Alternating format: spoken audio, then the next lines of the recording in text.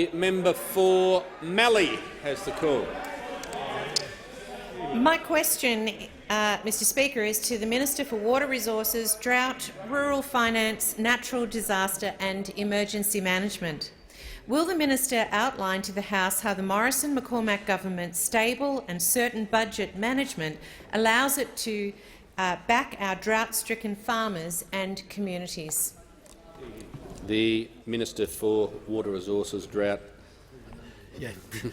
Thank you, Mr Speaker. Can I thank the member for Mallee for a question, and the member for Mallee knows better than anyone the impacts this drought, the severe drought, is having on her own communities. In fact, a couple of months ago I was out with farmers in the Millewa, just outside Mildura, sitting, listening to them, hearing what's working, what more needs to be done in our drought response, and it reaffirmed to me that our government's three-pillar response is having an impact. The three pillars, the first around the here and now, putting money in farmers' pockets, keeping them going until it rains, and it will rain.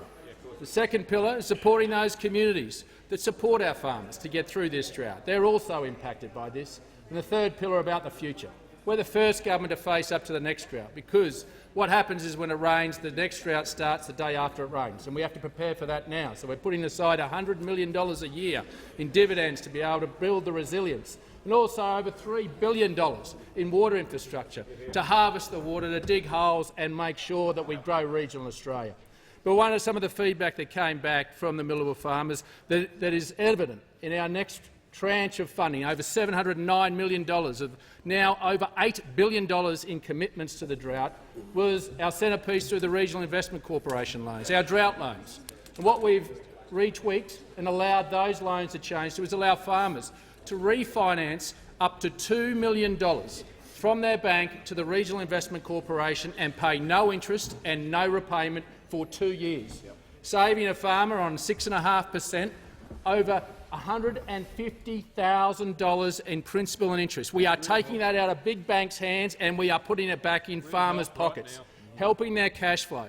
We're also saying to those farmers that you can use it, as I heard from those Millewa farmers, to pay for the fodder and freight, which is the state's responsibility, but we are going to help them, understanding the impacts that has on their cash flow. And we're saying that when it rains, you'll be able to replant and restock with these no-interest, no-repayment loans, because it takes time for your crop to grow, to harvest, and it takes time for your progeny to grow and get to market. So we understand the cash flows of these farmers. But we've extended it. For the first time, we're taking it to the small businesses that support the agricultural sector, whose cash flow is directly linked to the agricultural sector through services and products, and we're giving them the same terms for loans up to $500,000.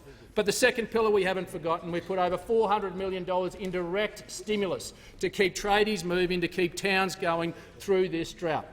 But there's some support we can also get from the states, and I've written to all the states to say, come with us. This is above just one level of government. We all have a responsibility. Pay the rates, the payroll tax, and give Crown leasehold holidays to our farmers and small businesses to support them through this drought.